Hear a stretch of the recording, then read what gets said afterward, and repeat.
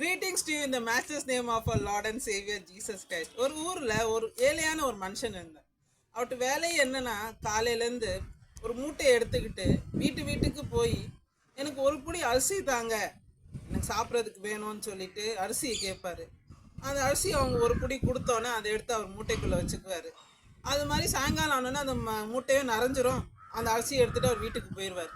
இது மாதிரி தான் அவர் டெய்லி பண்ணிட்டு இருந்தார். ஒரு நாள் என்ன ஆச்சுன்னா, சாயங்கால நேரத்தில் அவர் அந்த மூட்டையை நிரப்பிட்டு அவர் வீட்டுக்கு போயிட்டு இருக்கும் போது வழியில் வந்து அந்த ஊருக்குள்ளே இருக்கிற ஒரு பெரிய நபர், ஒரு பெரிய மினிஸ்டர், அவர் தான் அந்த ஊருக்கே எல்லாம் நல்லது கெட்டதும் அவர் தான் பார்த்து பண்ணுவார்.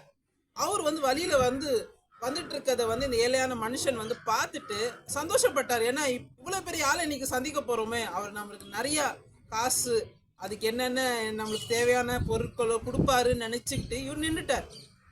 அந்த மினிஸ்டரும் ஒரு வண்டியிலேருந்து இறங்கிட்டு இந்த ஏழையை பார்த்துட்டு, இந்த ஏழை என்ன பண்ணாருன்னா, அந்த மினிஸ்டரை பார்த்து கையை காட்டுறதுக்கு முன்னாலேயே அந்த மினிஸ்டர் வந்து அவர் கையை காட்டினார். அந்த ஏழையை பார்த்து அவர் கையை எப்படி விரித்தார்.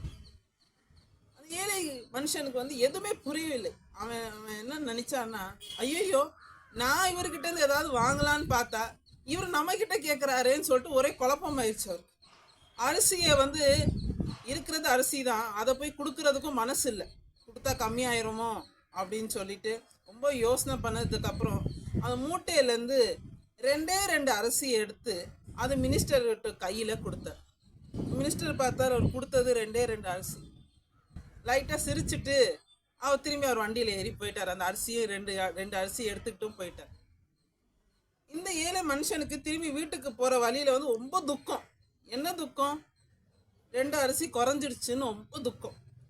வீட்டில் போய் அந்த மூட்டையை வந்து அவர் காலி பண்ணும் போது கீழே அந்த ஃப்ளோரில் வந்து அவர் அந்த அரிசியை காலி பண்ணும்போது பார்த்தீங்கன்னா அவ்வளோ அரிசியில் 2 தங்க அரிசி இருந்துச்சு. அப்போ தான் அவருக்கு புரிஞ்சிச்சு, நம்ம அந்த மினிஸ்டருக்கு கொடுத்த அந்த 2 அரிசிக்கு பதிலாக அவர் நம்ம மூட்டையில் 2 தங்க அரிசியை போட்டுட்டு போயிருக்காரு. அப்போ ரொம்ப புலம்புனார். ஏன் தெரியுமா? உங்களுக்கு புரிஞ்சிருக்கும். ஒரு புடி ஃபுல்லாக கொடுத்துருந்தா அவ்வளோ அளவுக்கு தங்க அரிசி கிடச்சிருக்கும். மூட்டையே ஃபுல்லாக கொடுத்துருந்தா அவர் தங்க மூட்டையே கொடுத்துருப்பார். ஆனால் இவருக்கு வந்து அரிசி கொடுக்க மனசே இல்லாதனால 2 அரிசி கொடுத்தனால இவருக்கு கிடைத்ததும் அந்த 2 அரிசி தங்க அரிசி தான். ஆமாம் பிரியமானதுல, நம்மளும் பார்த்தீங்கன்னா, நான் ஊருக்கு போயிருக்கும் போது அந்த கல்யாணம் ஒன்று அட்டன் பண்ணேன். அதில் பார்த்தீங்கன்னா எல்லாரும் வந்து அந்த மொய் இது எழுதுறது, தங்க மோதிரங்கள் போடுறதுலாம் பார்க்கும்போது 1000 ரூபாய், 2000 ரூபாய், 5000 ரூபாய், 10,000 ரூபாய் மொய் எழுதுறாங்க. ஏன் அப்படி தெரியுமா? ஏன்னா அது என்ன குறிக்கிறதா இருக்கிறதுனா, இந்த நபர் எனக்கு ரொம்ப தேவை, இவங்க எனக்கு நிறைய பண்ணியிருக்காங்க, இவங்க ஏன் புள்ள கல்யாணத்துக்கு வந்து எழுதியிருக்காங்க, நன்மை பண்ணியிருக்காங்க, நான் அவங்களுக்கு பதிலாக பண்ணுகிறேன். அதுதான் அது, அந்த அமௌண்ட்டோ அந்த கிஃப்டோ சொல்லுகிறது. உங்கள் வீட்டில் வந்து யாரோ 200 ரூபாய் எழுதணும், உங்கள் வீட்டில் போய் நீங்கள் 10,000 ரூபாய் எழுத போகிறது இல்லை. சரியா? நான் சொல்கிறது சரிதானே? நம்ம ஆண்டவர் நம்மளுக்கு எவ்வளோ காரியம் பண்ணியிருக்கார். நம்ம இன்னைக்கு நம்ம உயிராக இருக்கிறது ஆண்டவரோட சுத்த கிருபை. நம்மளுக்கு நல்லா இருக்கிறதுக்கு இடம், வீடு, குடும்பம், நம்மளுக்கு சந்தோஷம், ஆரோக்கியம், எவ்வளோ காரியம் நம்மளுக்கு பண்ணியிருக்காரு. ஆனால் நம்ம ஆண்டவருக்கு கொடுக்கணும்னு வரும்போது நம்ம எந்த மாதிரி ஒரு இருதயத்தோட கொடுக்குறோம்? ஐயோ கொடுக்கணுமே, எல்லாத்தோட கம்மியாக இருக்கிற அந்த நோட்டு அதை தான் நம்ம கொடுக்குறோம். கொடுத்துட்டு நம்ம என்ன எக்ஸ்கியூஸ் சொல்கிறோன்னா, அதுக்கு ரீசன் வந்து என்னென்னா, என்கிட்ட ஒன்றும் அவ்வளோ இல்லை, இருக்கும் போது தரேன். நான் ஒன்று சொல்லுகிறேன், கொடுக்க மனது இருக்கவன் இருக்கும் போதும் கொடுப்பான், இல்லாத போதும் கொடுப்பான். 5000 ரூபாய் இருக்கும் போது நீங்கள் எப்படி இருதயத்தோட கொடுப்பீங்களோ அதே இருதயம் தான் நீங்கள் 1 லட்சம் வரும்போதும் கொடுப்பீங்க. 5000 கையில் இருக்கும் போதும் கொடுக்காத நபர் நீங்கள் 1 லட்சம் வந்தாலும் கொடுக்க போறதில்லை. ஏன்னா இருதயம் வந்து ஆண்டவருக்கு தெரியும். லூக்கா 6:38 என்ன சொல்லுகிறதுனா, கொடுங்கள் அப்போ உங்களுக்கு கொடுக்கப்படும்.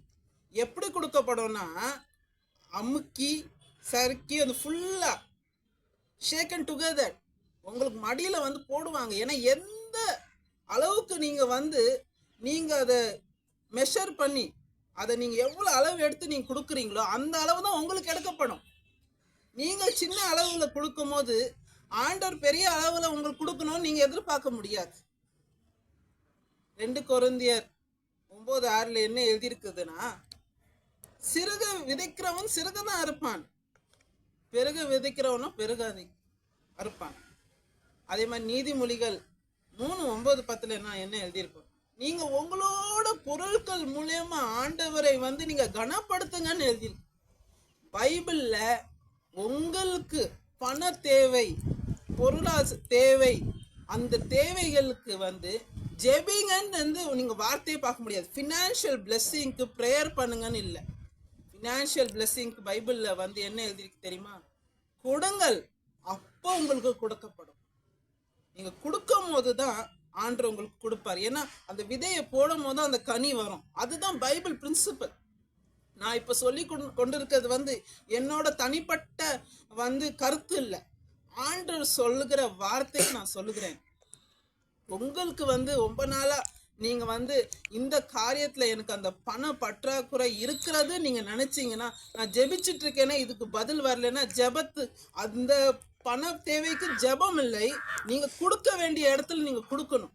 ஆண்டவருக்கு கொடுக்கும் போது நீங்க உற்சாகத்தோடு நீங்க கொடுக்கணும். அவர் பார்க்கிறார். அதை பார்த்துதான் உங்களுக்கு என்ன ஆசீர்வாதம் வரணுமோ, பண தேவை ரிலேட்டட்ல நான் சொல்லுகிறேன், அந்த ஆசீர்வாதத்தை ஆண்டவர் அந்த கதவை திறப்பார். உங்களுக்கு இப்ப புரிந்திருக்கும்னு நினைக்கிறீங்க. நான் அந்த வசனத்தை நான் சொன்னதை நீங்க தியானிச்சு பாருங்க. கர்த்தர் உங்களை ஆசீர்வதி.